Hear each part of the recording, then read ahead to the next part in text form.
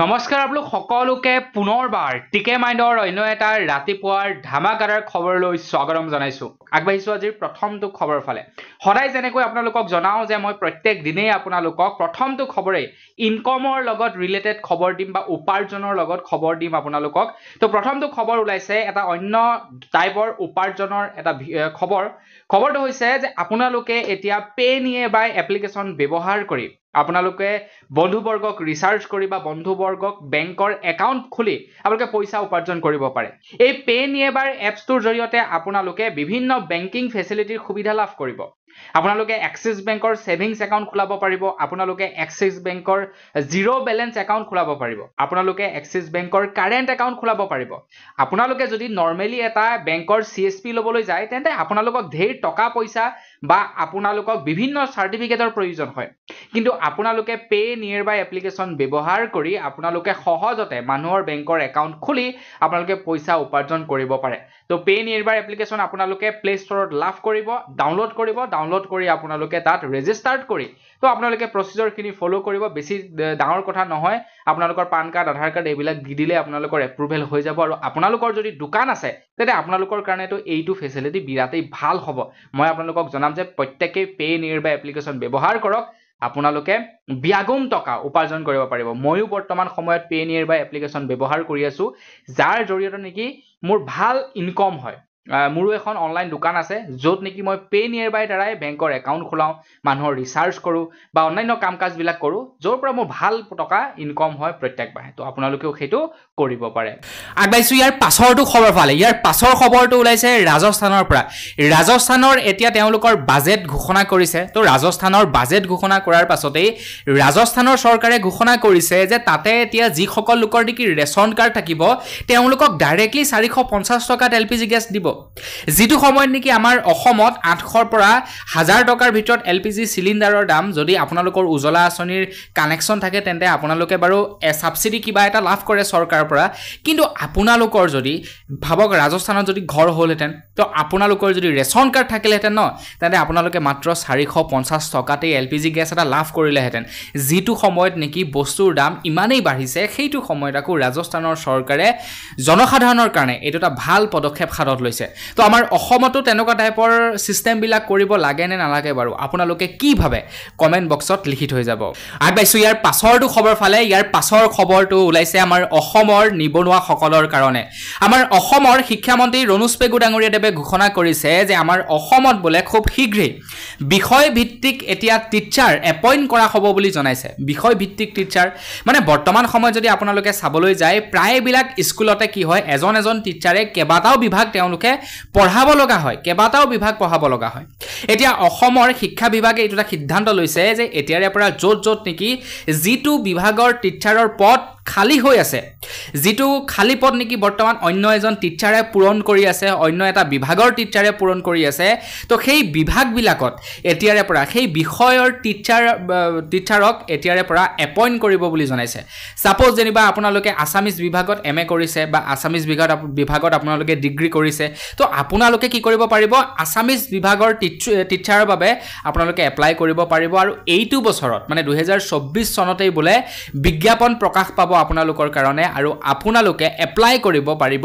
বিষয় ভিত্তিক টিচাৰৰ কাৰণে তো এইখিনিতে ইমান এটা ভাল খবৰ দিছো লাইক এটা কিন্তু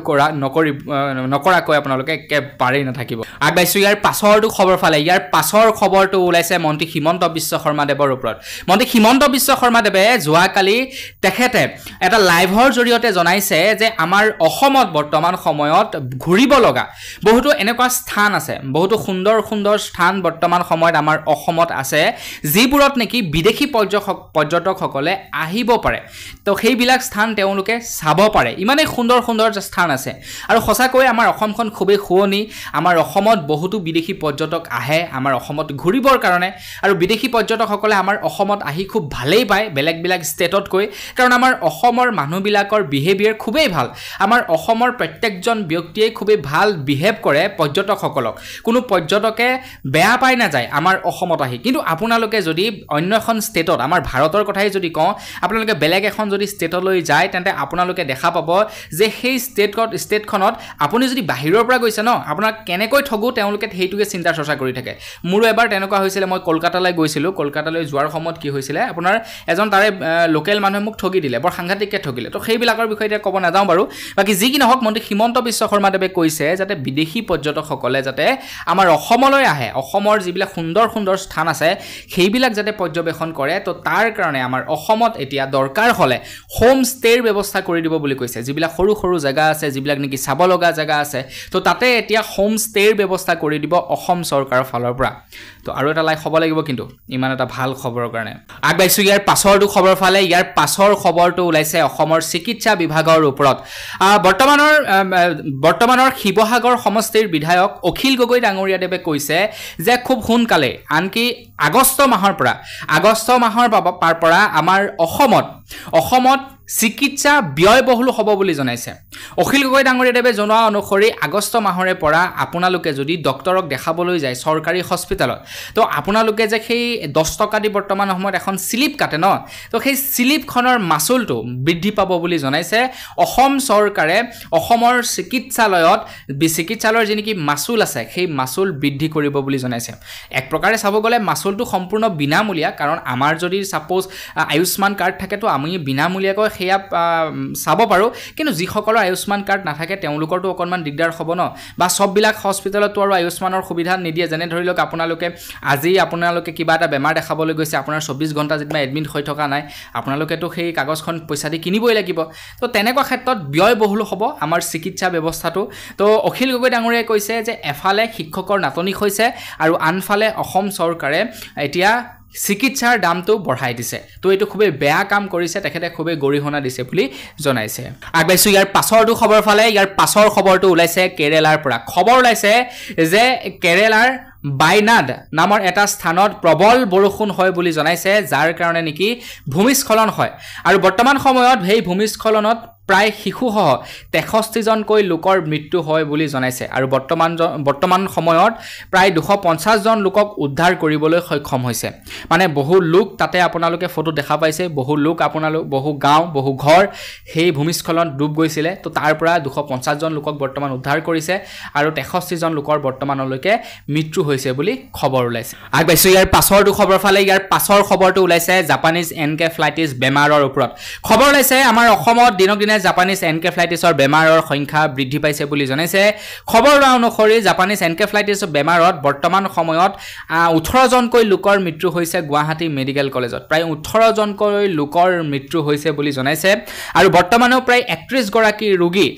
গুৱাহাটী মেডিকেল কলেজত চিকিৎসাধীন হৈ আছে বুলি জনাইছে তো আপোনালোকক প্ৰত্যেকটো খবৰতে মই জনাই আহিছোঁ জাপানিজ এনকেফ্লাইটিছ বেমাৰৰ বিষয়ে তো আপোনালোকে পৰাপক্ষত মহ সৃষ্টি হ'ব পৰা লেতেৰা জাবৰ জোথৰবিলাক আপোনালোকে এভয়েড কৰিব ঘৰত আপোনালোকে সন্ধিয়া পৰত এইবিলাক যে কচুৱা কিবা কিবি আছে এইবিলাক নজ্বলায়ও উপায় নাই কিন্তু সেইবিলাক জ্বলালেও কিন্তু বৰ এটা ভাল নহয় স্বাস্থ্যৰ পক্ষে খুবেই ক্ষতিকাৰক তো আপোনালোকে এটা কাম কৰিব পাৰে সন্ধিয়া সময়ত আপোনালোকে পাৰিলে ঘৰৰ আগফালে জাক দিব পুৰণি এটা পদ্ধতি আপোনালোকে ঘৰৰ ভিতৰত আপোনালোকে কি কৰিব ধূপ ধূনা লগাব তেতিয়া কি হয় ধূনা লগাই যদি আপোনালোকে চাৰিওফালে ধূনা আপোনালোকে কৰে তেতিয়া আপোনালোকৰ ঘৰৰ মহবিলাক অটোমেটিকলি বাহিৰলৈ ওলাই যাব তো সেইবিলাক আপোনালোকে কৰিব পাৰে তেতিয়া কি হয় মহ আপোনালোকৰ পৰা আঁতৰি থাকিব আৰু আপোনালোকে বেমাৰৰ পৰা আঁতৰি থাকিব আগবাইছোঁ ইয়াৰ পাছৰটো খবৰ ফালে যিসকল লোকে নেকি এই তৃতীয় আৰু চতুৰ্থ বৰ্গৰ চাকৰিৰ কাৰণে এপ্লাই কৰিছে তো তেওঁলোকৰ কাৰণে খুবেই এটা প্ৰয়োজনীয় খবৰ ওলাইছে খবৰটো হৈছে যে আমাৰ অসমৰ ৰাজ্যপাল সলনি হ'ল বুলি জনাইছে নতুনকৈ এজন ৰাজ্যপালে শপত ল'লে আমাৰ অসমত তো আপোনালোকক এই খবৰটো খুবেই প্ৰয়োজন হ'ব মানে খবৰটো বুলি নহয় এই কথাষাৰ আপোনালোকক প্ৰয়োজন হ'ব পাৰে হয়তো কুৱেশ্যনত আহি যাবও পাৰে যে অসমৰ নতুন ৰাজ্যপালজনৰ নাম কি আহি যাব পাৰে নাহিব যে কোনো কথা নাই গতিকে আপোনালোকে জানি থোৱাটো উচিত নতুন ৰাজ্যপালজনৰ নাম হৈছে লক্ষ্মণ প্ৰসাদ আচাৰ্য তেখেতৰ নামটো তো আপোনালোকে পাৰিলে মনত ৰাখিব লক্ষ্মণ প্ৰসাদ আচাৰ্য তেখেত হৈছে আমাৰ অসমৰ নতুন ৰাজ্যপাল গতিকে আপোনালোকে কিন্তু মনত ৰখা দৰকাৰ আগবাইছোঁ ইয়াৰ পাছৰটো খবৰ ফালে ইয়াৰ পাছৰ খবৰটো ওলাইছে বাবা ৰামদেৱৰ কোম্পানী পতঞ্জলিৰ ওপৰত খবৰ ওলাইছে যে পতঞ্জলিৰ কোম্পানী বাবা ৰামদেৱৰ ওপৰত দিল্লী হাইকোৰ্টে এখন নটিচ জাৰি কৰি দিলে বুলি খবৰ ওলাইছে তো সেই নটিচখনত কি লিখা আছে মানে নটিচ কি জাৰি কৰিছে তো তেখেতে কৰোনা মহামাৰীৰ সময়ত কৰ্নিল নামৰ এটা ঔষধ উলিয়াইছিলে আৰু তেখেতে কৈছে যে এই ঔষধটো যদি খোৱা যায় তেতে কোভিড-19 যি নেকি বেমাৰ সেয়া কোভিড বেমাৰটো বেয়া মানে ভাল হ'ব পাৰে বুলি জনাইছে মানে ইনজেকচন লোৱাৰ প্ৰয়োজন নাই কৰোনা ভ্যাকচিন লোৱাৰ প্ৰয়োজন নাই আপোনালোকে কৰ্নিল যি নেকি ঔষধ আছে তো পতঞ্জলিৰ সেই ঔষধ খাওক আৰু আপোনালোকে কোভিড-19ৰ পৰা দূৰত থাকক বুলি বাবা ৰামদেৱে প্ৰচাৰ চলাইছিলে এতিয়া দিল্লী হাই কোৰ্টে কৈছে যে বাবা ৰামদেৱে যেটো নেকি প্ৰচাৰ চলাইছিলে হেতু সম্পূৰ্ণৰূপে মিছা গতিকে বাবা ৰামদেৱে তেখেতৰ যি নেকি বক্তব্য সেয়া উঠাই লওক জনসাধাৰণক কওক যে কৰ্নিল খালে বেমাৰ ভাল নহয় কোভিড-19ৰ ইনজেকচন লবই লাগিব বাবা ৰামদেৱৰ কি হৈছে নাজানো আৰু ইটোৰ পাছত সিটোৰ পাছত সিটো তেখেতক মানে বেয়া হেৰিয়ে আৱৰি ধৰিছে আগবাইছো ইয়াৰ পাছৰটো খবৰ ফালে ইয়াৰ পাছৰ খবৰটো ওলাইছে ৰিজাৰ্ভ বেংকৰ ওপৰত ৰিজাৰ্ভ বেংকেও বোলে এতিয়া এখন ওয়েব সিৰিজ বনাব বুলি জনাইছে ওয়েব সিৰিজ আজিকালি সবে ওয়েব সিৰিজ বনাবলৈ লৈছে নহয় নে বাৰু আপোনাৰ চাওকচোন হেয়া বিদুৰ ভাই টিমে ওয়েব সিৰিজ বনালে ওয়েব সিৰিজ বনাই এতিয়া তেওঁলোকে 3 কোটিতকৈও বেছি পইচা ইনকাম কৰিছে মাত্ৰ এক সপ্তাহত বিদুৰ ভাই এখন এটা ফিল্ম হলগে গতিকে ওয়েব সিৰিজ এটা খুবই পপুলাৰ হৈছে তো খবৰ ওলাইছে যে আপোনাৰ ৰিজাৰ্ভ বেংকৰ 90 বছৰ সম্পূৰ্ণ হৈছে আৰু 90 বছৰ সম্পূৰ্ণ হোৱাৰ বাবে তেখেতলোকে এতিয়া এখন ওয়েব সিৰিজ নিৰ্মাণ কৰিব বুলি জনাইছে ৰিজাৰ্ভ বেংকৰ কাৰ্যকলাপৰ ওপৰত লৈ তো কেনেকুৱা টাইপৰ ওয়েব সিৰিজ হ'ব নাজানো তো ৰিজাৰ্ভ বেংকে OTT প্লেটফৰ্ম সমূহক প্ৰপ'জেল দিছে তো OTT প্লেটফৰ্ম সমূহ কোনোবাই যদি ধৰি লওক আপোনাৰ স্পন্সৰড কৰে বা OTT প্লেটফৰ্ম সমূহে কোনোবাই যদি ইচ্ছা প্ৰকাশ কৰে তেন্তে নিশ্চয় এখন ওয়েব সিৰিজ আমি চাবলৈ পাম ৰিজাৰ্ভ বেংকৰ ওপৰত আগবাইছো ইয়াৰ পাছৰটো খবৰ ফালে ইয়াৰ পাছৰ খবৰটো ওলাইছে যিসকল লোকে নেকি BS ৰেজিষ্ট্ৰেচনৰ যিসকল লোকে নেকি গাড়ী চলাই আছে তো তেওঁলোকৰ কাৰণে বিৰাতে এটা ডাঙৰ খবৰ ওলাই পৰিছে মানে আপোনালোকে যি নেকি AS গাড়ী চলায় বা ধৰি লওক AR গাড়ী চলায় তো সেইবিলাক কি হয় আপোনালোকে AS AR সেইবিলাক নাম্বাৰ নলৈ আপোনালোকে BS নাম্বাৰো ল'ব পাৰে সাপোজ যেনিবা আপোনালোকে AS গাড়ী এখন চলাই আছে কোনোবা এজন ব্যক্তি আপোনাক দেখাৰ লগে লগে গম পাই যাব যে এইজন আসামৰ মানুহ হয় আপুনি যেনিবা AR গাড়ী এখন চলাই আছে কোনোবা এজন ব্যক্তিয়ে দেখাৰ লগে লগে গম পাই যাব যে এইজন অৰুণাচলৰ মানুহ হয় তো আপোনালোকে কি কৰিব পাৰে BS ৰ নাম্বাৰ ল'ব পাৰে BS মানে হৈছে ভাৰত তো আপোনালোকে BS নাম্বাৰ প্লেটও ল'ব পাৰে কিন্তু এতিয়া BS নাম্বাৰ প্লেটৰ ওপৰত এটা নতুনকৈ নিয়ম বনাই দিছে যে যিসকল লোকে নেকি BS নাম্বাৰ প্লেটৰ নাম্বাৰ লৈ আছে তো তেওঁলোকে 12 বছৰৰ ট্যাক্স এতিয়া একেলগতে চৰকাৰক দিব লাগিব 60 দিনৰ সময় দিছে সেই 60 দিনত তেওঁলোকে 12 বছৰৰ ট্যাক্স একেলগতে দিব লাগিব পাম মজ্জাটো লবি এতিয়াৰে পৰা না আপোনাৰ সেই দামী নাম্বাৰ প্লেট ল গম পাইছো নহয় এতিয়া আগবাইছো ইয়াৰ পাছৰটো খবৰ ফালে 15 আগষ্ট আহি আছে স্বাধীনতা দিৱস আহি আছে তো স্বাধীনতা দিৱসৰ প্ৰাকখনত ভাৰতৰ প্ৰধানমন্ত্ৰী নৰেন্দ্ৰ মোদী ডাঙৰীয়াদেৱে ঘোষণা কৰিছে যে ভাৰতৰ প্ৰধানমন্ত্ৰী নৰেন্দ্ৰ মোদী ডাঙৰীয়াদেৱে 15 আগষ্টৰ দিনাখন 15 লাখ প্ৰায় গছ পুলি ৰোপণ কৰিব বুলি জনাইছে আৰু এই যি নেকি পদক্ষেপ লৈছে ভাৰতৰ ৰক্ষা মন্ত্ৰালয়ৰ তৰফৰ পৰা সিদ্ধান্ত লৈছে যে আপোনাৰ 15 আগষ্টৰ দিনাখন 15 লাখ গছ পুলি ৰোপণ কৰিব আপোনালোকেও পৰাপক্ষত গছ পুলি এটা দুটা ৰুব বেয়া কথা নহয় ভাল কথা দেখিছে নহয় কেনেকুৱা গৰম হৈছে ন তো গৰম কি কাৰণে হৈছে আমি সেই গছ গছনি কাটিছো কাৰণে যদি গছ গছনি ৰুলু হেতেন ইমান গৰম নহয় নে কি কয় তো আপোনালোকে কমেন্ট এটা কৰি জনাব মোৰ মতে প্ৰধানমন্ত্ৰী ডাঙৰীয়াই যদি কলে হেতেন যে প্ৰত্যেকজন ভাৰতীয়ই এজোপা গছ ৰুব লাগিব সেইটো বেছি ভাল হ'লতে আমাৰ ঘৰত 4জন বা 5জন ব্যক্তি আছে 5 জোপা গছ কাৰোবাৰ ঘৰত 10 জন আছে 10 জোপা গছ তে 15 লাখতকৈ বেছি গছ পুলি হ'লহেতেন আগবাইছো ইয়াৰ পাছৰটো খবৰ ফালে ইয়াৰ পাছৰ খবৰটো ওলাইছে ইউপিৰ পৰা তো ইউপিত এতিয়া বিৰাট এটা সাংঘাতিক নিয়ম বনাই দিছে এতিয়া ইউপিত নিয়ম বনাইছে লাভ জেহাদৰ ওপৰত মানে লাভ জেহাদ কোনটোক কয় আপোনালোকে নিশ্চয় জানে সাপোজ কোনোবা এজন মুছলিম লৰাই যদি তেখেতে হিন্দু বুলি কয় কোনোবা এগৰাকী ছোৱালীক বিয়া পাতে সেইটো হৈ গ'ল লাভ জেহাদ যদি এজন আপোনাৰ মুছলমান লৰাই হিন্দু বুলি কয় এগৰাকী হিন্দু ছোৱালীক যদি ভাল পায় সেইটো হৈ গ'ল লাভ জেহাদ তো এই লাভ জেহাদ বন্ধ কৰিবৰ কাৰণে ইউপি চৰকাৰে এতিয়া কি কৰিছে এটা বিৰাট ডাঙৰ সিদ্ধান্ত লৈছে এতিয়াৰে পৰা কোনোবাই যদি লাভ জেহাদ কৰি বিয়া পাতে তেন্তে আপোনাৰ ফাইনো ভৰিব লাগিব আৰু তাৰ লগে লগে জেলতো থাকিব লাগিব বুলি জনাইছে ইউপিৰ চৰকাৰে মানে লাভ জেহাদৰ ওপৰত বিৰাট কঠোৰ নিয়ম বনাই দিছে ইউপিয়ে আগবাইছো ইয়াৰ পাছৰটো খবৰ ফালে তো এইকেইদিন বিৰাটে এটা খবৰ মানে হিচৰিত হৈ আছে বিৰাটে এটা ভাইৰেল হৈ আছে খবৰটো হৈছে যে শৃংখল চলিহা বীৰ লাচিত খানৰ শৃংখল চলিহাই বোলে এটা মন্তব্য কৰিছিলে হেনো মানে মন্তব্য একথিং কৰা নাছিলে কিন্তু খবৰটো কেনেকৈ কিভাৱে হ'ল ময়ো বৰ বিশেষ নাজানো কিন্তু খবৰ লোৱা অনুসৰি খবৰত এইটো পাই আছিলো যে অখিল গগৈ পাৰ্টি ৰাজনৈতিক যি দল মানে ৰাইজৰ দলক শেষ কৰিবৰ কাৰণে বা ৰাইজৰ দলক হৰুৱাবৰ কাৰণে শৃংখল চলিহাই বোলে এটা ৰাজনৈতিক দল গঠন কৰিব বুলি এটা খবৰ ভাইৰেল হৈ আছিল কিন্তু এই খবৰটো ভাইৰেল হোৱাৰ পাছতে শৃংখল চলিহাই কৈছে যে আমাৰ তেনেকুৱা ধৰণৰ কোনো উদ্দেশ্য নাই আমি ৰাজনৈতিক দল মানে গঠন নকৰো আমি অখিল গগৈ ডাঙৰীয়াৰ এগেইনষ্টত নহয় বুলি জনাইছে তো এগেইনষ্টত হ'বনো কেনেকৈ একে আঞ্চলিক দল নহয় জানো তো তেওঁলোকে আপোনাৰ সেই অখিল গগৈক সাপোৰ্ট কৰিছিলে শৃংখল চলিহাৰ পাৰ্টিয়ে গতিকে মোৰ মতে এটো চাগে মিছা কথা কোনোবাই উলিয়াইছে যেহেতু ইলেকশ্যনৰ বতৰ তো ইলেকশ্যনৰ বতৰত এনেকুৱা ধৰণৰ খবৰবিলাক উলিয়াইছেগে মানুহক বিভ্ৰান্তিৰ সৃষ্টি কৰিব বিচাৰিছে তো সেইটোৱে হ'ব চাগে তো যি কি নহওক হোপফুলি নহলে ভাল মোৰ মতে তো তেখেত দুইজনে মোৰ মতে একেটা সংগঠন একেটা দলতে গ'লেই বেছি ভাল হ'ব বাকি যদি খুলে আৰু তেওঁলোকৰ চইচ তো একেলগত খেলিলেও মোৰ মতে এক গুড হৈ খেলিব লাগে বেলেগে খেলাতকৈ এটো মিত্ৰজোঁটত খেলিলে বেছি ভাল হ'ব আগবাইছো ইয়াৰ পাছৰটো খবৰ ফালে ইয়াৰ পাছৰ খবৰটো ওলাইছে 15 আগষ্টৰ দিনাখনৰ এটা খবৰ তো ইয়াৰ আগৰ বছৰতো আমাৰ ভাৰতৰ প্ৰধানমন্ত্ৰী নৰেন্দ্ৰ মোদী ডাঙৰীয়াদেৱে এটা সিদ্ধান্ত লৈছিলে হৰ ঘৰ তিৰংগা তো প্ৰত্যেক ঘৰ ব্যক্তিৰ সন্মুখতে 15 আগষ্টৰ তাৰিখৰ দিনাখন এখনকৈ ফ্লেগ উত্তোলন কৰিবৰ কাৰণে তেখেতে এটা নিয়ম বান্ধি দিছিলে তো সেইমতে এইবাৰো সেই একেই নিয়ম থাকিব বুলি জনাইছে আপোনালোকে এইবাৰো আপোনালোকৰ ঘৰৰ সন্মুখত এখনকৈ ফ্লেগ উত্তোলন কৰিব লাগিব মানে 15 আগষ্ট তাৰিখৰ দিনাখন ফ্লেগ উত্তোলন কৰিব লাগিব বুলি জনাইছে হৰ ঘৰ তিৰংগা অভিযান তো বেয়া হোৱা নাই বাৰু ভালেই হৈছে বেয়া পোৱা নাই এই নিয়মটো ইয়াৰ আগৰবাৰো পালন কৰিছো এইবাৰো পালন কৰিম যেহেতু ভাৰতৰ কথা আছে কোনো ৰাজনৈতিক দল বুলি নহয় ভাৰতৰ কথা যেহেতু আছে গতিকে একসেপ্টেবল একসেপ্ট কৰিম আৰু এইবাৰো আপোনাৰ কি কয় ফ্লেগ আমি উত্তোলন কৰিম আগবাইছো ইয়াৰ পাছৰটো খবৰ ফালে ইয়াৰ পাছৰ খবৰটো ওলাইছে আমাৰ ভাৰতবৰ্ষত বৰ্তমানলৈকে বোলে যিমান কেইজন নেকি ৰাষ্ট্ৰপতি হ'ল আপোনালোকৰ বাৰু কোনগৰাকী ৰাষ্ট্ৰপতিক বেছি ভাল লাগে বৰ্তমানলৈকে হোৱা কমেন্ট এটা কৰি জনাব খবৰ ওলাইছে যে আমাৰ ভাৰতবৰ্ষত এতিয়ালৈকে যি কেইগৰাকী নেকি যি কেইজন বা যি কেইগৰাকী নেকি ৰাষ্ট্ৰপতি হ'ল তো তেওঁলোকক যি নেকি উপহাৰ দিয়া হৈছিলে তো সেই উপহাৰ এতিয়া নিলাম কৰিব বুলি জনাইছে 5 আগষ্ট তাৰিখে সেই উপহাৰসমূহ নিলাম হ'ব আপোনালোকেও সেই নিলামত ভাগ ল'ব পাৰে 5 আগষ্ট তাৰিখৰ আগতে আপোনালোকে ৰেজিষ্ট্ৰেচন কৰিব লাগিব তো এই নিলাম নামৰ এটা পৰ্টেল মুকলি কৰিছে সেই পৰ্টেলত গৈ আপোনালোকে এপ্লাই কৰিব লাগিব যদি পাৰে এপ্লাইটো কৰিব যদি আপোনালোকে ৰাষ্ট্ৰপতি সকলৰ উপহাৰসমূহ আপোনালোকে কিনিব বিচাৰে আগবাইছো ইয়াৰ পাছৰটো খবৰ ফালে ইয়াৰ পাছৰ খবৰটো ওলাইছে মাটি বাৰীক লৈ আমি বিভিন্ন সময়ত শুনা পাই থাকো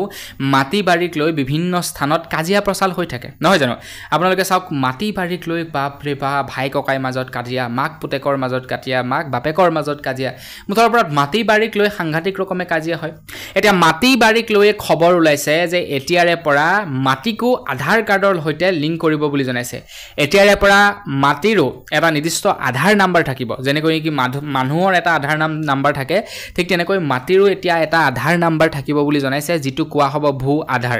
আপোনাৰ যেনিবা এটা নিৰ্দিষ্ট এডোখৰ মাটি আছে তো সেই মাটিডোখৰৰ নামত আপোনাৰ এখন আধাৰ কাৰ্ড হৈ যাব ভৱিষ্যতে যাতে আপোনালোকৰ সেই মাটিডোখৰ কোনেও কাঢ়ি ল'ব নোৱাৰে কোনো জালিয়াতি কৰি যাতে আপোনাৰ নামত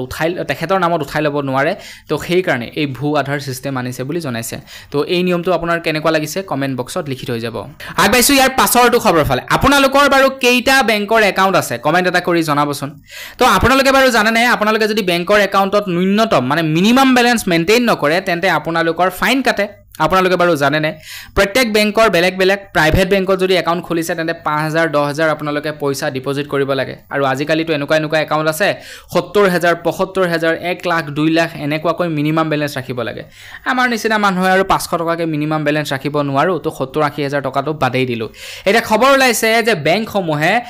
মানুহৰ যি নেকি আপোনাৰ এই ন্যূনতম বেলেন্স নথকাৰ সিস্টেমৰ কাৰণে 5 বছৰত গ্ৰাহকৰ পৰা প্ৰায় 8500 কোটি টকা জৰিমনা সংগ্ৰহ কৰিছে বুলি জনাইছে বেংকসমূহে কেৱল আপোনাৰ সেই ন্যূনতম বেলেন্স নথকাৰ কাৰণে কিমান 8500 কোটি বাপৰে বা তো আগবাইছো একেবাৰে শেষৰ খবৰ ফালে একেবাৰে শেষৰ খবৰটো ওলাইছে জিঅ' আৰু এয়াৰটেলৰ ওপৰত জিঅ' আৰু এয়াৰটেলে যেতিয়াই নেকি তেওঁলোকৰ ৰিচাৰ্জ প্লেনসমূহৰ দাম বঢ়াই দিলে ন তো তাৰ পাছতে তেওঁলোকৰ গ্ৰাহকবিলাকে এতিয়া বিএছএনএলত গৈছে বিএছএনএল তেওঁলোকে পৰ্ট কৰিছে বা বহুতো গ্ৰাহকে এতিয়া ৰিচাৰ্জ কৰিবলৈ বাদ দিছে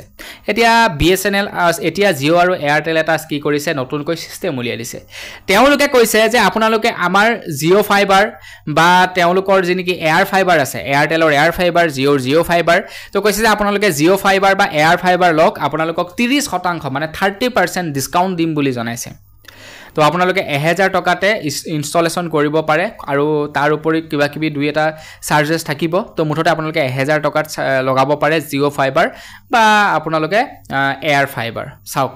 26 জুলাইৰ পৰা 15 আগষ্টলৈকে এই সুবিধাটো আছে তো আপোনালোকে যদি ল'ব বিচাৰে ল'ব পাৰে আৰু এই সুবিধা অফাৰটো কৈছে হেনো ফ্ৰীডম অফাৰ যদি ল'ব বিচাৰে ল'ব পাৰে বাকি যি কি নহওক আজি ভিডিও জনাবলগীয়া খবৰ ইমানেই খবৰকেইটা জানি কেনেকুৱা লাগিলে কমেণ্ট কৰি জনাব যদি ভাল লাগিলে লাইক এটা কৰিব চেনেল যদি সাবস্ক্ৰাইব কৰা সাবস্ক্ৰাইব কৰি ল'ব পুনৰ এটা ভিডিও লগ পোৱাৰ আশা থাকিলে বিদায় মাগিছোঁ ধন্যবাদ জয় অসম